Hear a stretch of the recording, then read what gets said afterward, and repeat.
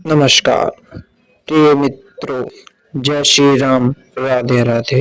जय श्री राम, जय भागेश्वर धाम। आप सभी का स्वागत है हमारे YouTube चैनल में। दोस्तों, आज की जो कहानी है वो बहुत ही ज्ञानवर्धक और मोटिवेशनल है।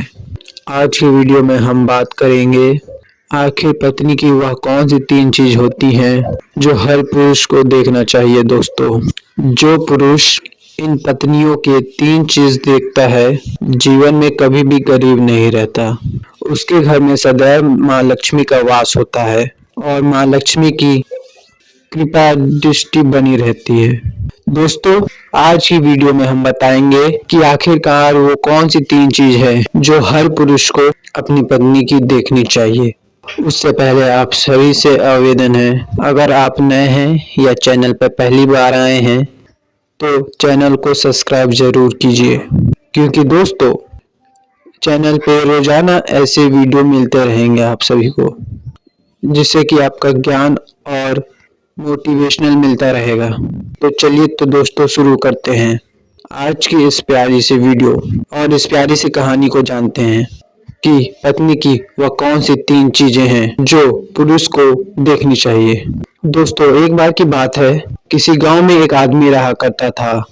दोस्तों, वह आदमी अपनी पत्नी से बहुत परेशान था, क्योंकि उसकी पत्नी अपने पति से बात बात पर लड़ाई करती थी।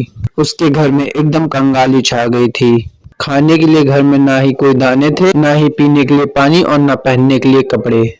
ये सब रोज रोज कलेश से पति अपने पत्नी से नाराज हो गया था। दोस्तों, एक दिन की बात है, वह आदमी अपने घर से जंगल की तरफ निकल जाता है। दोस्तों, जंगल में जाते जाते उस आदमी को एक साधु से मुलाकात होती है। दोस्तों, तब वह आदमी उस साधु के पास बैठ जाता है और वहां पर बैठ के रोने लगता है। दोस्तों, वह साधु उस आदमी से पूछता है, पुत्र, आखिर तुम्हें हुआ क्या है? तुम क्यों रो रहे हो? तब वह आदमी उस साधु को बताता है, महाराज, मेरे घर में एक पत्नी और 2 छोटे छोटे बच्चे रहते हैं। मेरी पत्नी मेरी कोई भी बात नहीं मानती है, बात बात पर मुझसे लड़ाई झगड़ा करती है, जिसकी वजह से मेरा छोटा सा बिजनेस था वह भी बंद हो गया। अब हम घर में दाने दाने के लिए मोहताज हैं। हमारे घर में खाने के लिए कुछ नहीं है, पीने के लिए पानी नहीं है और पहनने के लिए वस्त्र नहीं है। लेकिन मैं अपनी पत्नी को समझाता हूँ कि लड़ाई झगड़े ना करे, इसके बावजूद भी वह घर में रोज लड़ाई झगड़ा करती है। इस वजह से मैं बहुत दुखी हूँ और बहुत परेशान हूँ, इसलिए मैं घर छोड़ के आपकी शरण में आया हूँ महाराज। तो साधु महाराज उस पुत्र से बोलते हैं, रो मत, आज मैं तुम्हें ऐसे 3 चीज बताने जा रहा हूँ जो पुरुष अपने पत्नियों की 3 चीजों को देखता है। वह पुरुष अपने जीवन में कभी भी गरीब नहीं रहता है और ना ही उसके घर में कभी लड़ाई झगड़े होते हैं। उसके बिजनेस में तरक्की होती है। दोस्तों, तो वह साधु महाराज उस आदमी को बताते हैं, मैं तुम्हें बताने जा रहा हूँ, उन 3 चीजों को गांठ बांध लो। तब वह आदमी उस साधु महाराज की बातें गौर से सुनता है और साधु महाराज से बोलता है कि प्रभु, आप मुझे जल्द से जल्द बताइए, वह कौन सी 3 चीजें हैं जो हर पुरुष को अपनी पत्नी की देखनी चाहिए। दोस्तों, तब वह साधु महाराज उस आदमी को एक कहानी सुनाते हैं और बताते हैं, और किसी नगर में एक सेठ रहा करता था। उस सेठ का एक बहुत बड़ा व्यापार था। वो और उसकी पत्नी रहा करते थे। सेठ और सेठानी में आपस में बहुत प्रेम था। उसके घर में कोई भी लड़ाई झगड़ा, कोई भी अंधा क्लेश नहीं होता था, इसलिए उसके घर में सदैव माँ लक्ष्मी का वास हुआ करता था और उनके बिजनेस में दिन दोगुनी रात चौगुनी तरक्की होती थी। उनसे सेठानी में इतना प्रेम था कि आसपास के लोग उनके इस प्रेम को देख के जल जाया करते थे। दोस्तों, सेठ और सेठानी के इस प्यार की मिसाल हर गांव वाले देते थे। ऐसे कर करके सेठ और सेठानी के प्यार की बात राजा तक भी पहुंच जाती है। दोस्तों, जब सेठ सेठानी की बात उस राजा तक पहुंचती है तो वह राजा भी उन प्रेम की बात करते हैं। वह कहते हैं, हमारे गांव में एक पुरुष और स्त्री ऐसे भी हैं जिनके घर में कभी भी लड़ाई झगड़ा नहीं होते हैं। उन दोनों के आपस में इतना प्रेम है इतना कि जितना मैं आज तक अपनी जिंदगी में कभी नहीं देखा। दोस्तों, एक बार की बात है, वह राजा पूरे शहर में ढिंढोरा पिटवाते हैं। बताते हैं कि इस नगर में जितने भी लोग हैं वह सब अपने घर में दिया जलाकर रखेंगे।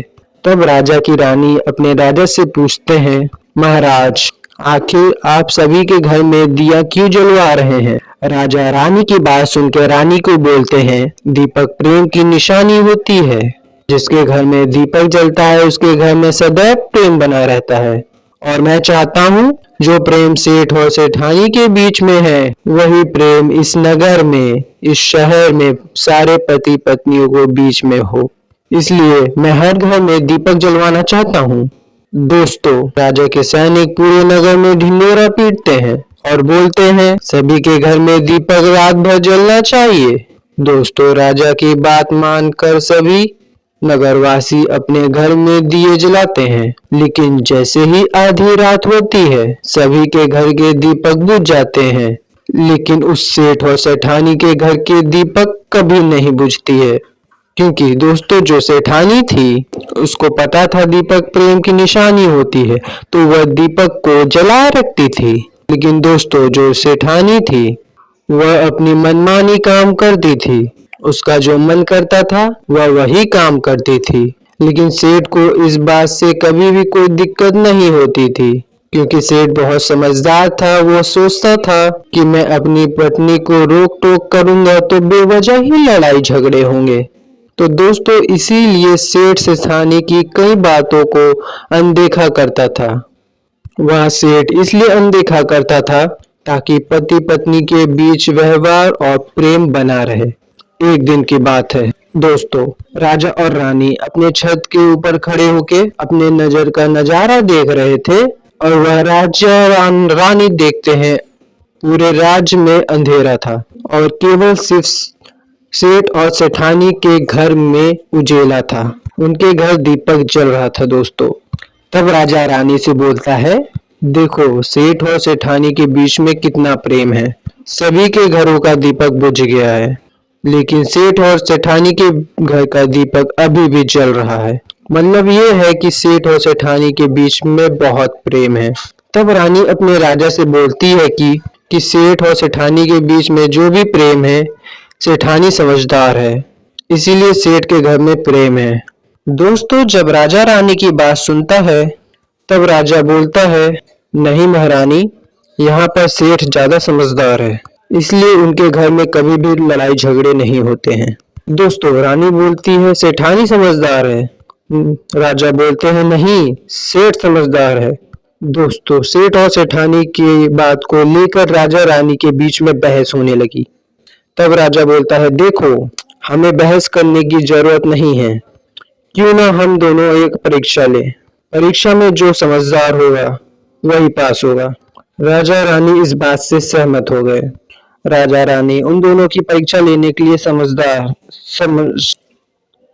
जाते हैं। तब राजा अपने महल में जाता है और अपने दासी को बुलाता है और वह दासी से बोलता है, उस सेठ के पास जाओ और जो जो प्रश्न मैं तुमसे बोल रहा हूँ वह तुम सेठ को बोलना। वह दासी बोलती है, ठीक है महाराज। वह दासी राजा की बात सुनकर सेठ के पास जाती है।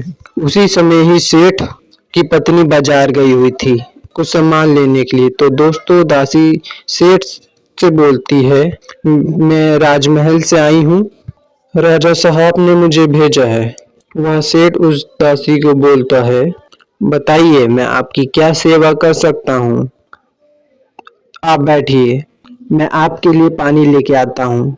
तो वह दासी सेठ से बोलती है, नहीं रहने दीजिए, मैं राजा की दासी हूँ, मैं बस आपके पास राजा के समाचार लेके आई हूँ। तो वह सेठ बोलता है, ठीक है दासी, आप मुझे बताइए राजा साहब ने क्या समाचार भेजा है मेरे लिए। दोस्तों, वह राजा सेठ से बोलते हैं, राजा साहब ने मुझे यह बोला है, यदि तुम अपनी पत्नी को छोड़ देते हो तो वह आपको खूब सारे हीरे और जवाहरात देंगे, तुम्हें राजमहल में अच्छे गद्दे पर नौकरी भी देंगे। लेकिन सेठ इस बात से राजी नहीं हुए। दूसरी बात, रानी ने राजा से बोला था, नहीं सेठ समझदार नहीं है, सेठानी समझदार है। दोस्तों, सेठ और सेठानी की बातों को लेकर के राजा ने रानी को फिर से कहा। सुनी होने लगी। तब रानी राजा से बोलती है कि तुमने सेठ की परीक्षा ली है, मैं भी सेठानी की परीक्षा लूंगी और इससे बात क्लियर हो जाएगा कि सेठ और सेठानी के बीच में कौन ज्यादा समझदार है। तब राजा रानी को कहता है तुम भी एक बार परीक्षा ले लो। तब रानी ने अपनी महल के एक दास को उस सेठानी के पास भेज दिया। तब रानी उस दास को बोलती है जो मैं बोल रही हूँ वो सब बात जाके सेठानी को बोलना। तब रानी की दास उस सेठानी के पास जाती है। उधर सेठ अपने काम के सिलसिले में कहीं बाहर गया हुआ था। घर पर सेठानी ही अकेले थी। दोस्तों, दास मौका देखकर उस सेठानी के घर पहुंचता है। सेठानी से बोलता है कि सेठानी जी, मैं राजमहल से आया हूँ महारानी का संदेश लेके। तब सेठानी बोलती है किस लिए महारानी ने आपको भेजा है मेरे पास। तब वह दास सेठानी से बोलता है कि रानी ने बोला है कि अगर तुम अपने पति को छोड़ दोगी तो वह तुम्हें बहुत सारे हीरे और जवाहरात देंगे। अगर तुम अपने पति को मार दोगी तो वह अपने राज का तुम्हें आधा हिस्सा दे देंगे। तो दोस्तों, दास की बात सुनकर सेठानी समझौते के लिए तैयार हो जाती है और कहती है ठीक है, अगर रानी साहब अपने महल का आधा हिस्सा देंगी मैं अपने पति को मार दूंगी। दोस्तों, तब वह राजा का दास उस सेठानी से बोलता है मुझे कैसे पता चलेगा कि तुमने सेठ जी को मार दिया है। दोस्तों, तब सेठानी उस राजा के दास से बोलती है मेरे घर में जो दीपक जल रहा है वह तुम्हें दिख रहा है। तब दास ने बोला जी हाँ, दिख रहा है। तो सेठानी ने बोला जब मैं अपने पति को मार दूंगी तब यह दिया बुता दूंगी। दोस्तों, तब वह राजा का दास उस सेठानी से बोलता है ठीक है, तब मैं चलता हूँ राजमहल। और राजा और रानी से दास ये सारी बात बताता है। सेठानी की बात सुनकर रानी बहुत ही अचंभित हो जाती हैं। रानी को उसे स्त्री जाति से नफरत होने लगती है। तब वो राजा अपने दास दासियों के साथ सारे सैनिकों को बुलाता है और बोलता है कि राजा और रानी की वजह से किसी निर्दोष की जान ना जाए। तुम ऐसा करो, उस सेठानी के घर जाओ, उसे सारी बातें बता दो और उस सेठ को बचा लो। दोस्तों, इधर दास और दासिया सेठानी के घर पे जाते हैं। वो जानते हैं कि सेठानी राजा सेठ को रात में मारेगी, इसलिए उससे पहले ही हम जाके सेठ को बचा लेंगे। दोस्तों, इधर रात नहीं होती, शाम का समय था। जैसे ही राजा के सैनिक सेठ के घर पर ढाबा बोलते हैं, देखते हैं सेठ पहले से ही मरा हुआ है। दोस्तों, तब राजा रानी के दास दासी सेठानी से बोलते हैं सेठ जी तो मरा पड़ा है, लेकिन सेठ को तो तुमने रात को मारने का प्लान बनाया था। तब वह सेठानी उस दास और दासी को बोलती है सेठ को तो मुझे मारना ही था, रात में तो मुझे दिया बुझाना था, इसीलिए मैंने सेठ को दिन में ही जहर दे के मार दिया है। अब मेरा काम है दिया बुझाने का। दोस्तों, वह सैनिक उल्टे पांव ही सेठ के घर से भागे भागे जाते हैं महल और राजा को सारी बातें बताते हैं। दोस्तों, राजा क्रोध से आग बबूला हो जाता है और उसको स्त्रियों से घृणा होने लगती है और राजा सैनिकों को भेजता है कि उस सेठानी को बंदी बना के लाएं। तब सैनिक सेठानी को लेके आते हैं राज दरबार में। दोस्तों, तब वह राजा उस रानी को कारावास में डलवा देता है और वह राजा समस्त स्त्री जाति से नफरत करने लगता है। दोस्तों, यह कहानी साधु ने उस व्यक्ति को सुनाई तो साधु उस आदमी से बोलता है अब तुम्हें समझ में आ गया होगा स्त्री की वह कौन सी 3 चीजें हैं जो हर पुरुष को देखना चाहिए। तब वह आदमी उस साधु से बोलता है कि महाराज, मुझे अभी भी समझ में नहीं आया स्त्री की वह कौन सी 3 चीजें हैं जो हर पुरुष को देखना चाहिए। दोस्तों, तब वह साधु उस आदमी को बताते हैं कि वो हर पुरुष को हर स्त्री के पहली चीज यह देख वो कहाँ पर आ जा रही है। दोस्तों, पुरुष को अपनी पत्नी की यह चीज देखना है वो कहाँ पर आ जा रही है, तो इसकी वजह से उनके घर पे कभी लड़ाई झगड़े नहीं होते हैं और वह अपनी पत्नी के ऊपर नियंत्रण कर पाता है। दूसरी चीज है पुरुष को पत्नी के अंदर कि उसकी पत्नी की बोलचाल कैसी है, वह अपनी पति की इज्जत कर रही है कि नहीं, पति की बात मान रही कि नहीं। जो स्त्री अपने पुरुष की बात नहीं मानती है, अपने पति की इज्जत नहीं करती है, वह अपने पति के साथ कुछ भी कर सकती है, जैसे उस सेठानी ने अपने सेठ के साथ किया था। इसलिए हर पुरुष को अपनी पत्नी की यह चीज देखनी चाहिए। तीसरी चीज वह साधु उस आदमी को बताता है कि पुरुष को अपनी पत्नी के चाल चलन जरूर देखने चाहिए।